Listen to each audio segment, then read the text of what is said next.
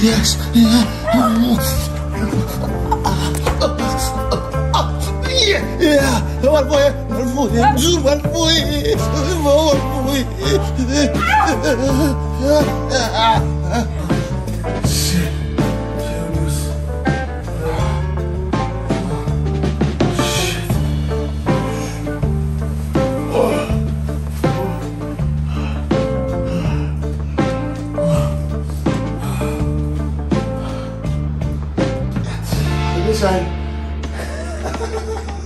Saya David itu tambah itu tambah no klasin.